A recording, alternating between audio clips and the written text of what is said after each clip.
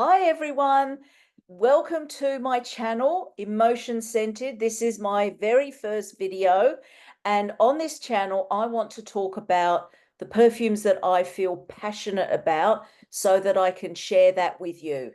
And perfumes make me feel something, and I think that's probably the whole point of perfumery really, is that it brings us alive in some way. I found that since ramping up my collection, it's had the most amazing effect on my mood, and it helps me to feel more energized, more uplifted, more optimistic. It makes me feel more alive and connected and imaginative.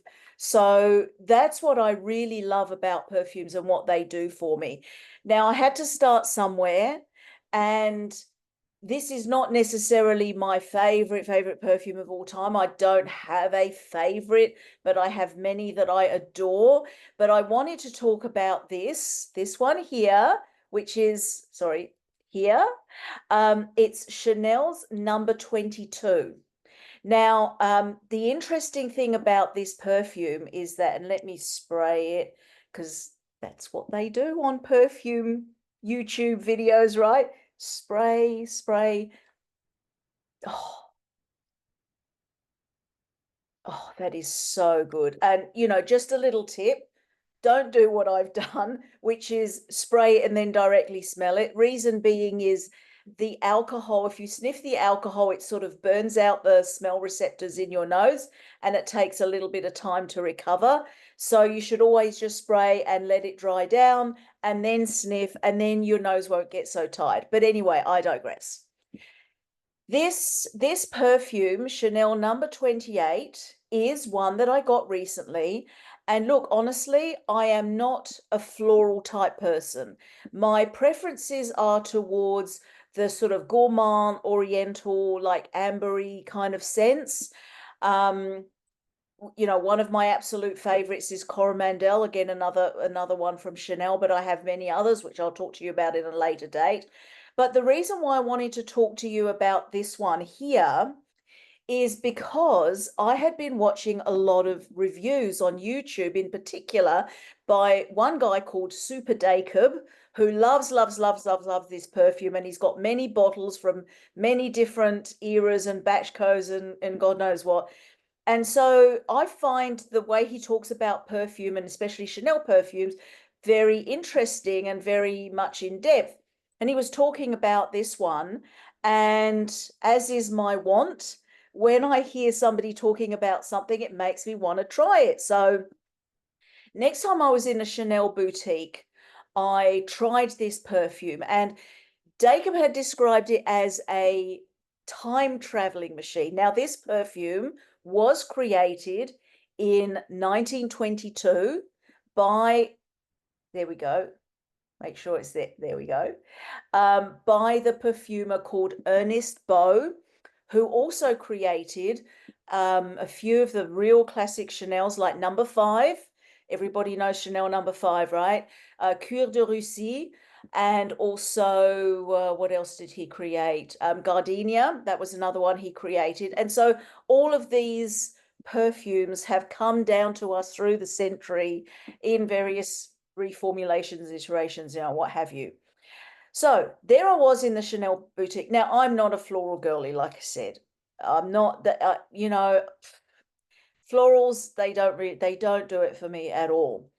But I smelt this perfume, and suddenly I was transported to a train in the 1950s. There I was traveling through Europe on this train, and this real sense of kind of warm, enveloping, cozy, adventurous, free-spirited kind of vibe, going somewhere that was on a bit of an adventure. And to give you some idea, I've downloaded some photographs, which I will show you as my background. So this is kind of more the mood of what it felt like, and this mood and that's kind of during the day, and that's kind of during at sunset or whatever.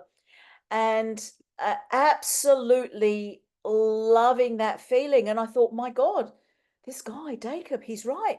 This is an absolute time traveling bomb. So I'm sorry about that. I've got a funny screen. There we go. Oh, that's better. That's better. Um, I mean, it just, and then as the moment I stopped sniffing it, I was back in the Chanel boutique. So the nature of this perfume actually is very, very floral. I mean, it's a floral bomb. It's got everything that you can poke a stick at. It's got quite a lot of jasmine in it, to my nose anyway.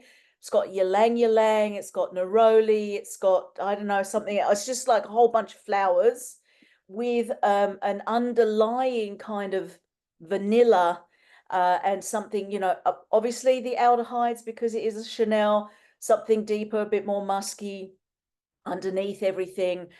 And it what it does is I find it very attractive, meaning it really attracts me.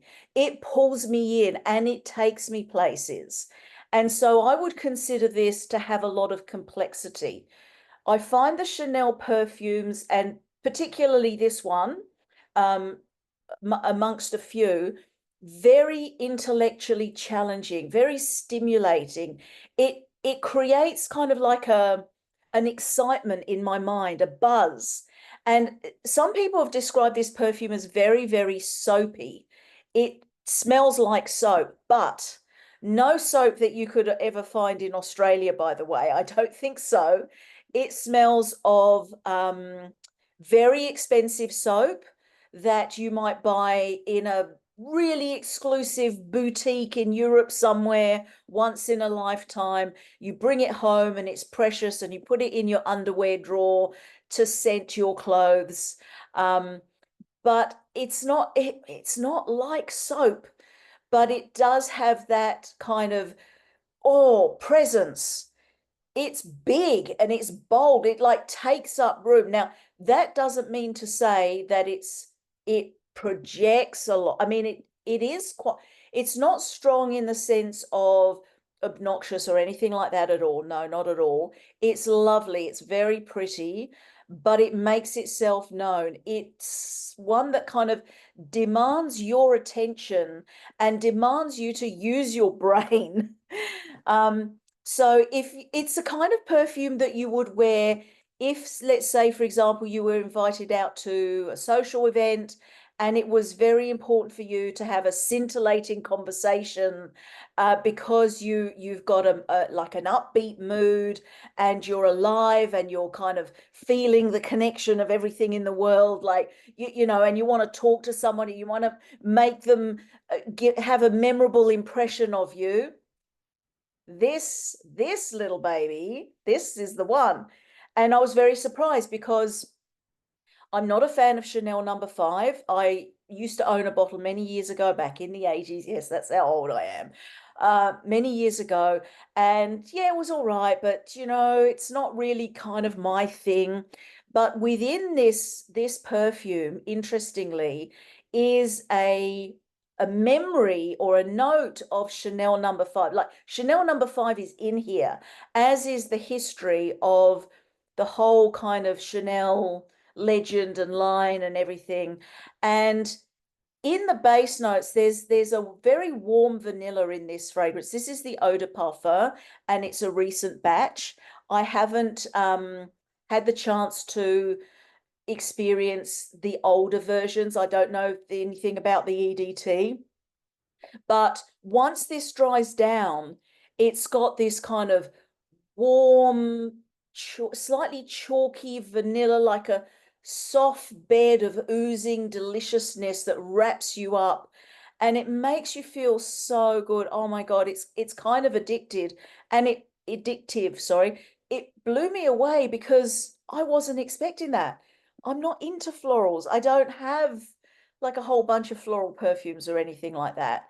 But this is just one that I open my cupboard door to my collection and I see all the many different perfumes and I'm just drawn to this one. In fact, I've only had it maybe 2 or 3 weeks and there's already a significant dent and I don't wear it every day.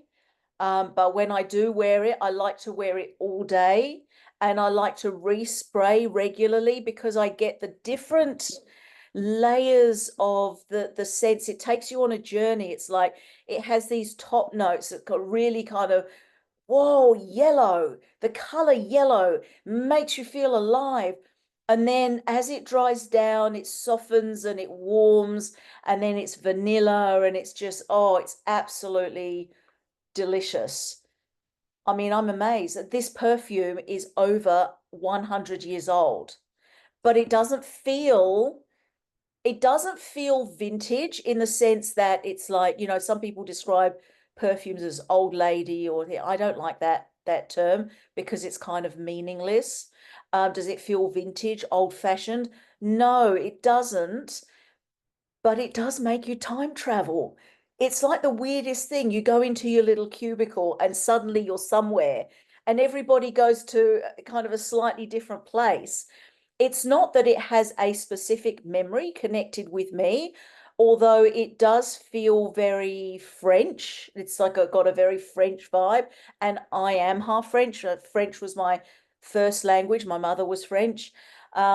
So there's a very much like a familiarity about Frenchness, the beauty of France, the smells, the sensory experiences that's very present in this perfume.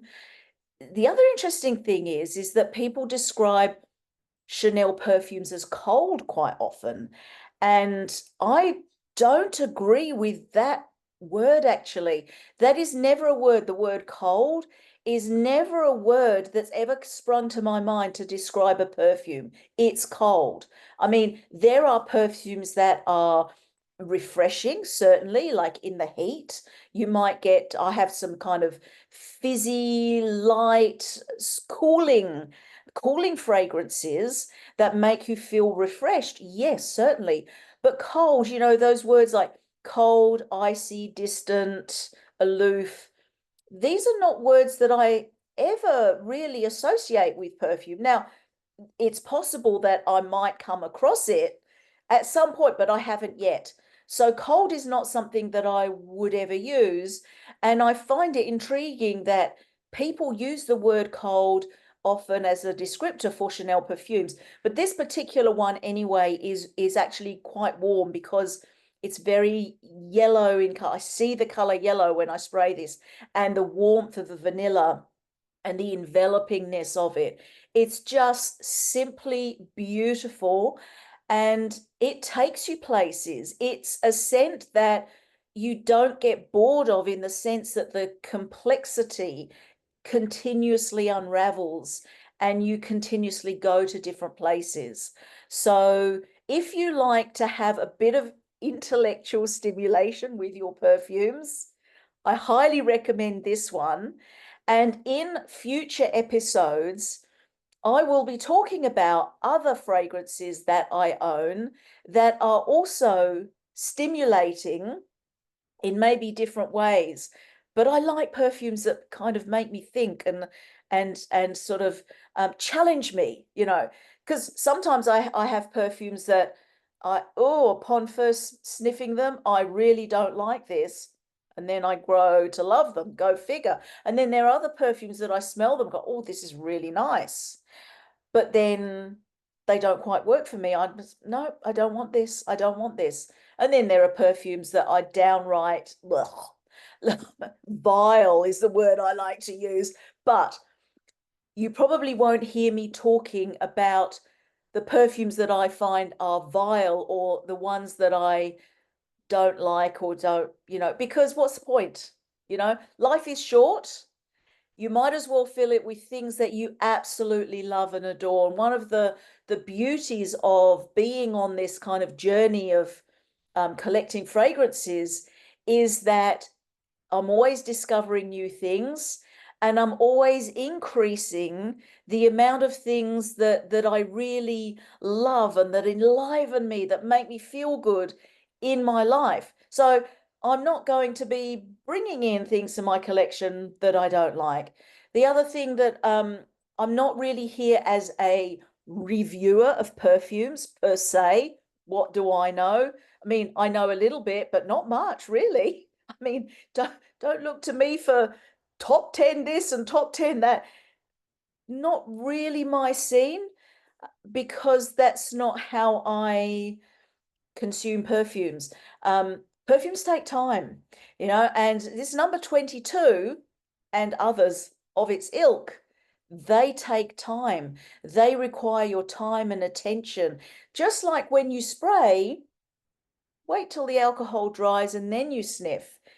This is very, very difficult for me at times because I'm quite an impatient person. I like to get on things, like get onto it right now, right now. And it just kind of reminds me, slow down, enjoy what you have, allow it to fill you and give you a very profoundly satisfying experience. And, that's what I would encourage you to do. So I will be coming on. I might talk about one perfume, I might talk about two or three. Um, I might talk about, well, I will be talking about the kind of impact on it has on my mood and on me emotionally. And of course, because we're all different, you will perceive different things differently from what I will perceive. They make you feel differently to the way that they make me feel, or you might get different memories, different images, and so on. And that's the beauty, is that we all can share these different perceptions and experiences, and perfume is a gateway into the deeper aspects of our mind. So I hope you've enjoyed this video. Let me know in the comments below. And, if you live in Australia, which is where I am, and you want to join my community, let me know. I can give you some links to some groups that I'm in. And yeah, let's start a conversation. All right, everybody. Until next time, bye.